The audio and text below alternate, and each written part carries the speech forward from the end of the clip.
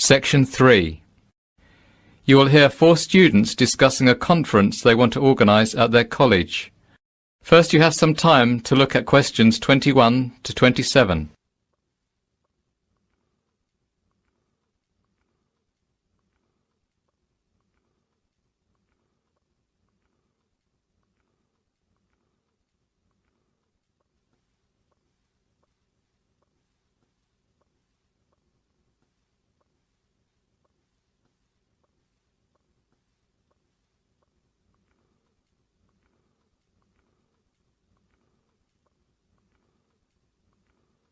Now listen carefully and answer questions 21 to 27.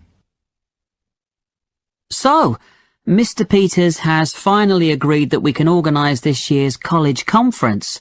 So, we need to really go through all the most important items in order to establish a general schedule for the conference, and how we are going to put it all together. Yes, I agree.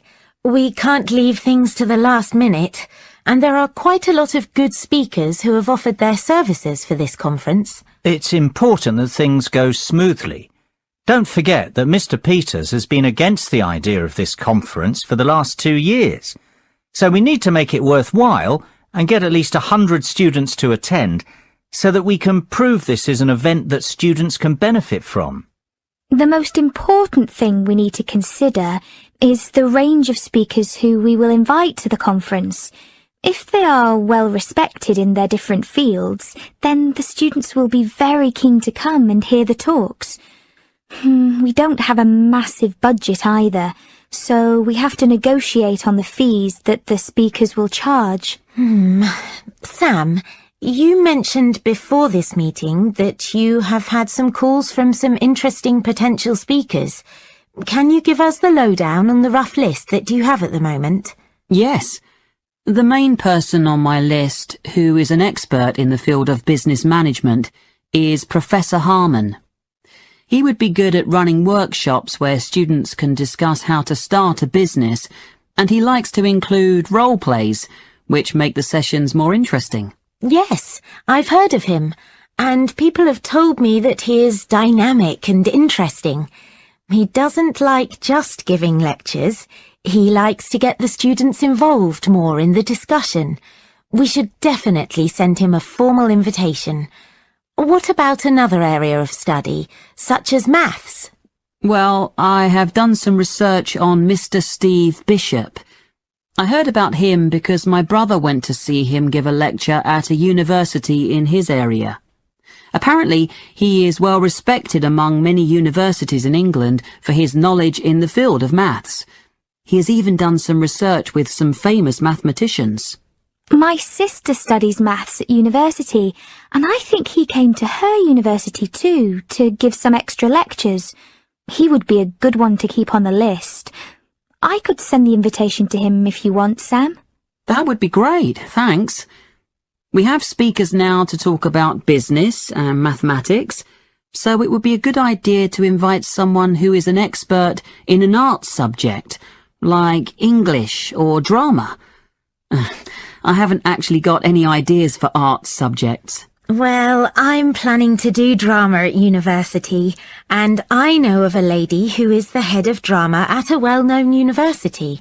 Her name is Sandra Bolton. She would give some drama seminars where students can discuss aspects of theatre and production in smaller groups. I also know a professor called Mr. Max Wallington. He is a professor of English literature, and he would come and give a lecture about Shakespeare. I'll send invitations to Miss Bolton and Mr. Wallington then. Great! That's 2 art subjects covered then. The final main subject area we need to think about is science.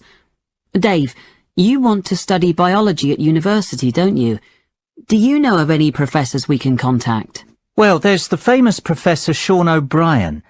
He's done quite a lot of work in the field of genetics.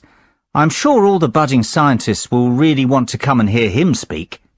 As well as this, there's the mad scientist Jeff O'Hara, who is very knowledgeable about Albert Einstein, and he can come and talk about his famous theories. Perfect. Now that we have some speakers in mind to cover the main areas of study, We need to think about the administration and organisation of the conference. To start with, we need to send the invitations out to all the speakers we have agreed on school-headed paper. Kate, Lucy and I will take care of that. Dave, would you be able to contact a photographer to come and take pictures for the newsletter that will be printed after the conference? Yes, I know a good photographer who's come to the college for some other events. I will contact him as his photos were of really good quality. Lucy, would you be able to order the food and drinks? Which caterers do you think we should use? We don't want to spend too much money. We have about £400 to cover food and drink for 100 students. We need a selection of finger food and soft drinks. I will contact Flying Fish. They're quite cheap and they will do some discounts for us, as we've used them before at the college. Don't worry, Sam. I'll sort all that out. Excellent. We've covered a lot for today. I will book the main college hall and rooms 10, 11, 12 and 13 this week. I think we need to have about 2 more meetings before the conference. The next one we'll schedule for Wednesday the 6th of June. Can everyone do that, or would Thursday the 7th of June be better? The first date you said is fine with me. Me too. Yes, that's fine with me as well. Before you hear the rest of the discussion, you have some time to look at questions 28 to 30.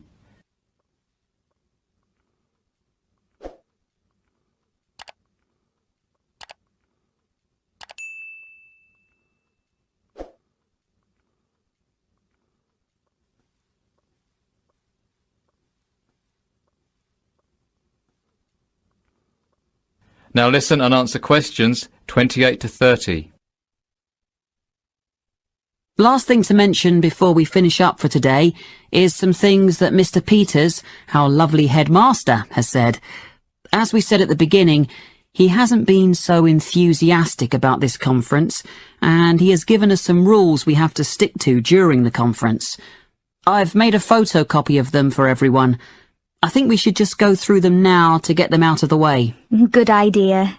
Well, the first thing Mr. Peters said is that we have to make a record of all the students who attend the conference, as he wants those figures after the event to check that the money he gave us to organise it was worth it.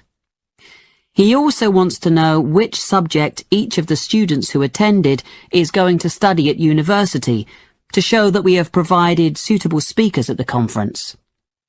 He said that he doesn't mind how many speakers we invite, as long as the lectures are well attended. The last requirement was that we help organise the travel arrangements for the speakers. We can discuss the details of this in the next meeting. That all sounds fairly easy to manage. Did Mr. Peters not say anything about tidying up the hall and the rooms after? I would have thought that he would have said something about that. That wasn't something on the list. I could check with him, but the cleaners who clean the college on a regular basis might tidy everything up. They would just have to be paid a bit more. I don't think the conference will produce too much mess anyway. It would be good to get some help with all that anyway. Yes. So, that's everything then. Let's go for lunch now. I'm starving. We can speak about the next lot of things at the next meeting. That is the end of section 3. Now you have half a minute to check your answers.